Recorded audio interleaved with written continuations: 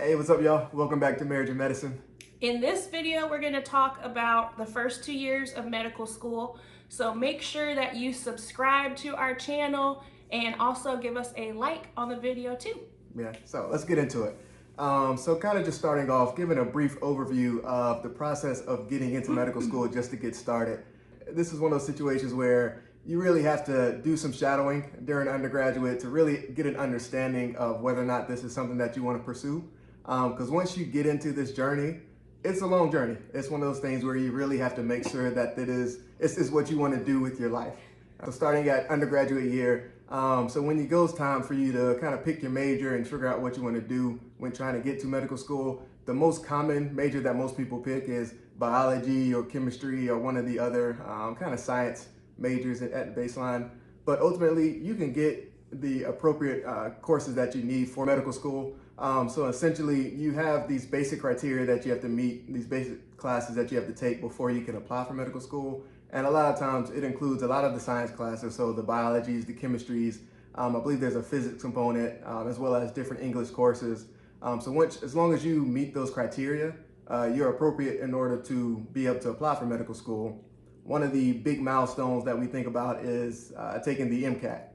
It's one of those tests that essentially is a way to kind of rank you and see how competitive you are compared to other people applying to medical school. So essentially that's going to be mostly during your junior year where you're taking that time to study for that, prepare for that. It's something that's going to be essentially on your mind pretty heavy because that is a screening tool that a lot of the medical schools use in order to determine whether or not you're better than another applicant for getting into medical school.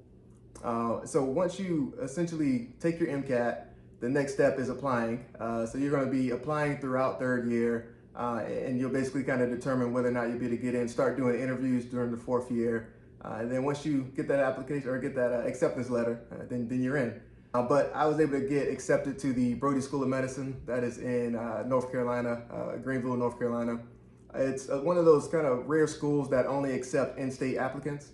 So since I'm from North Carolina, I was able to apply for there and get in there. And so one big benefit of that was they had very low tuition compared to other medical schools. And it also wasn't too far away from Virginia Beach, which is where Jasmine's family from. So that was definitely a good plus as well.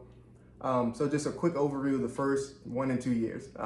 Most of it is pretty much lectures and you're just learning the basic sciences. And it can definitely be very difficult, mainly because you're just getting so much information that's going to get thrown at you pretty quickly. I think the biggest issue with transitioning from undergrad to medical school is trying to figure out how you study, how you're able to take all of this information and assimilate it appropriately and be able to regurgitate it when it comes time to take a test. You're going to spend many hours studying, many hours in study groups, just trying to get this information ingrained into your head. And the most important thing is just, again, finding that way that you study. Is it studying with other people? Is it you just getting in a room and just going through different lectures and different books on your own? Is it going through study questions? I mean, ultimately, first year is really just finding your best way to succeed. As for me personally, we had the option of going to class or just staying at home and watching lectures at home. And I mean, I think maybe the first month or two, I was actually going to class daily, just trying to see if that was beneficial for me. And for me, it just wasn't. I pretty much would zone out very frequently during class. And so I found out that that was not for me. And so what I started doing was I started staying at home, kind of getting my day started around 8 or 9 o'clock after that first lecture. As soon as the first lecture is recorded at the medical school, it would transmit to an online site and I would watch it from there, take notes. I would be able to stop it, rewind it. If there was something I didn't understand, I would be able to kind of pause it, look at another book and try and get more information from that standpoint to try to help store the information. So I think for me, that was just what was more beneficial. But again, everybody studies differently. So those kind of things you have to kind of figure out after the first year or throughout the first year. First year, you also have different anatomy lab. You have sometimes you have microbiology lab. It's really all the basic sciences during the first year. Some other places do a different kind of aspect where they try to group it into blocks.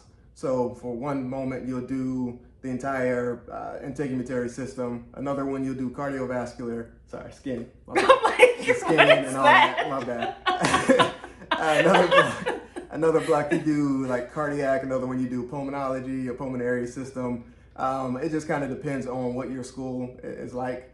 And that's something that you also want to look into when you're applying to medical school to see if that's something that would also be beneficial for you. That'll definitely help in terms of trying to connect all the dots, essentially, when you're talking about one system and you're talking about the entirety of that system. Sometimes it can help kind of get all that information to stick a little bit better. Second year, again, is kind of a little bit of the same. I mean, you're still going through lectures, you're going through different classes where you're just kind of getting a bunch of information, and then you're taking a test at the end of a block. That's pretty much the standard system of first and second year. You don't really get as much exposure in terms of actually taking care of patients one-on-one.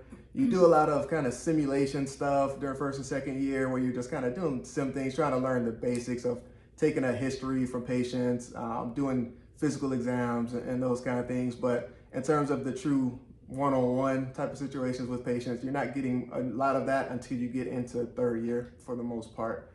So, sorry, I'm still stuck on the into whatever system you For said, whatever the reason, skin system. that was the first system that came to mind. I don't know why. So, on my side for medical school, our first year, I was still finishing college. So, TJ graduated in May and I graduated in December. So, I still had to stay behind and finish a semester.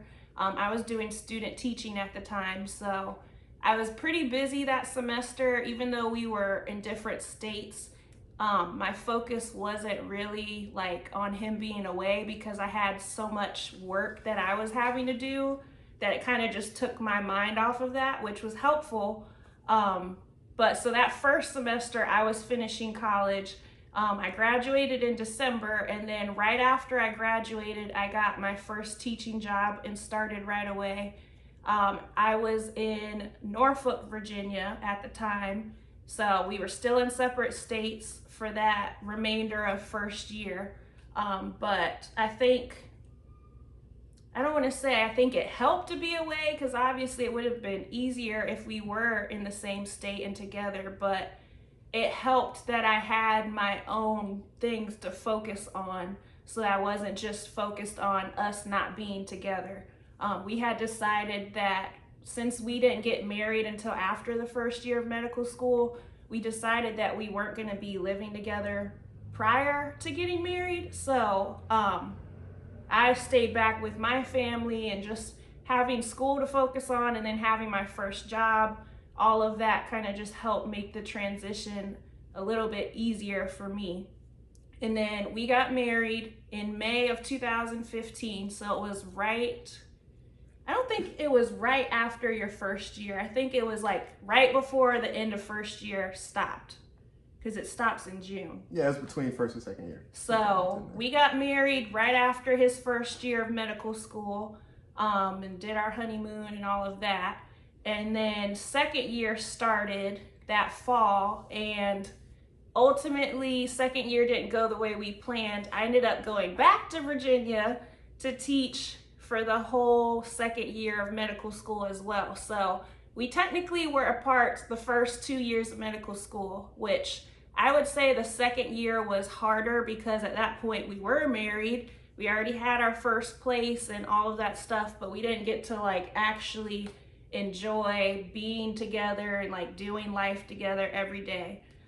So second year, basically we would just have to visit each other over the weekends. A lot of trips, a lot of driving. Yeah, it was more so him coming to visit me. Yeah. I think I did occasionally, but more so I think him just to get away from medical school, kind of just change the scenery, and being away from that was helpful for him. Yeah. So second year we were apart. But I think, like I said, that year was definitely harder just because I still had a job that I had or that I was focusing on, but it was just the fact that now we're actually married and like my thoughts of what it was supposed to be like versus what it actually was. And so that was tough for us to kind of get through, but Yeah. it happened. And the reason, I guess I should have said why we were even apart, is because during that time I was trying to get my license for North Carolina.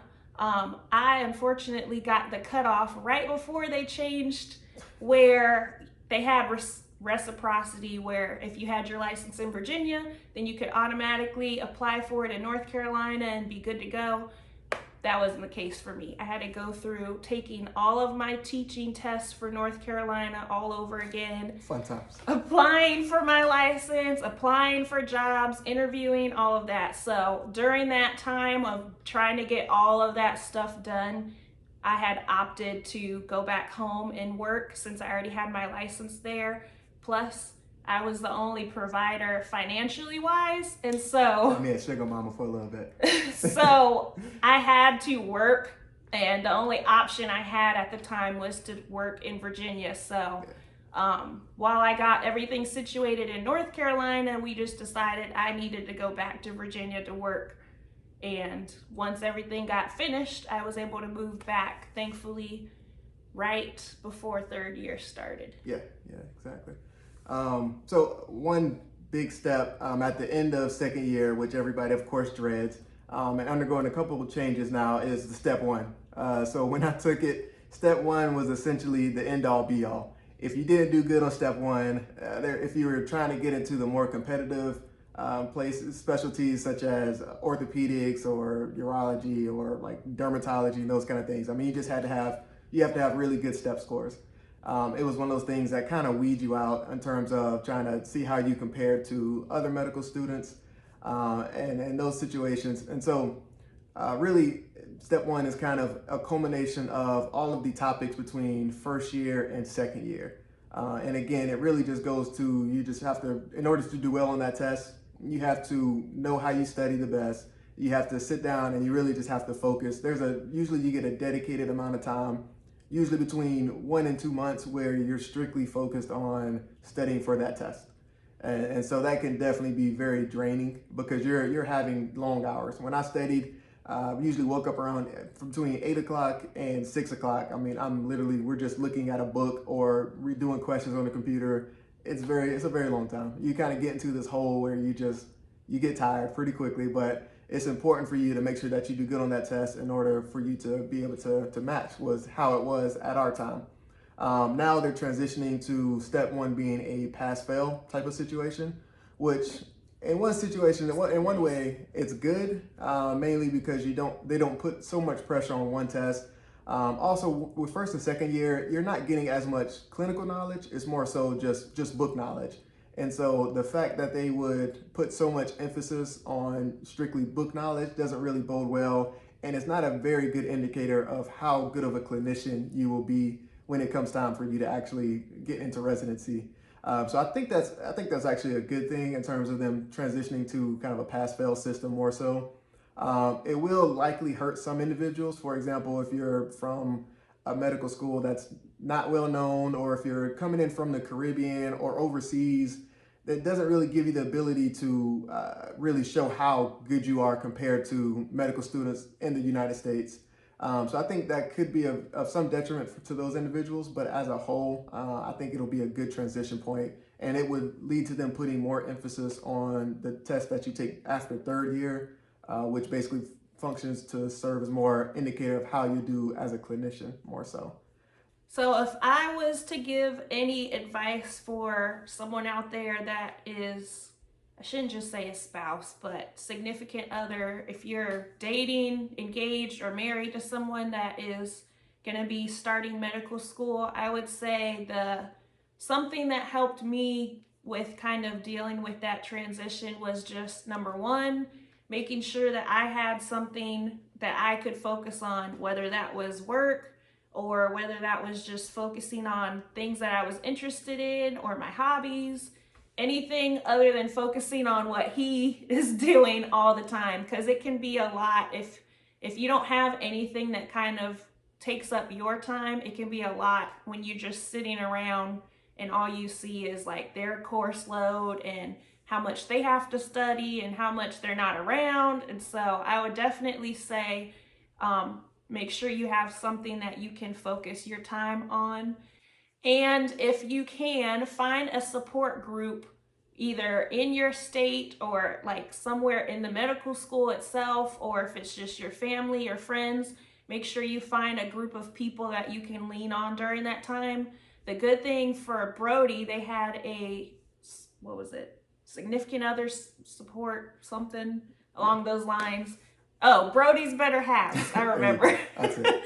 They had that, and so all of us that were significant others or fiancés or wives, whatever, we could all have a group where we could go and like hang out together, and you have other people that understand what the process is like, and they're all going through the same things that you're going through too, so you don't feel like you're by yourself or secluded. And that was good for me, especially because all of my family was in Virginia and all of my friends, and so going to North Carolina where you don't really know anybody, it was just hard to like not feel secluded. So definitely make sure that you find yourself some kind of a support group, or make sure you stay in tune with your friends, because you're going to need people to lean on to make it through all of that stuff. Yeah, definitely. And as a student as well, also, you're going to find your people. You're going to find your crew that you're going to hang with, that you're going to study with. Make sure that you continue to do what you love. So if before this you were big into sports, go out, find somewhere to play basketball, find somewhere to play football, tennis, whatever it is. Make sure that you always keep up with your hobbies. You're not going to be able to do it as much as you were doing it during undergrad, that's for sure, but make sure that you do it. Make sure that you find time to still go see family, take those time. A lot of times after a test block, you'll have a couple of days where you're either not having a lot of information thrown at you, or it's information that you can kind of catch up on later on. And so you can take some time to go out and explore, go out and do things that you couldn't do while you were studying for that test. But it's definitely important. It'll keep you sane, because medical school itself can be draining.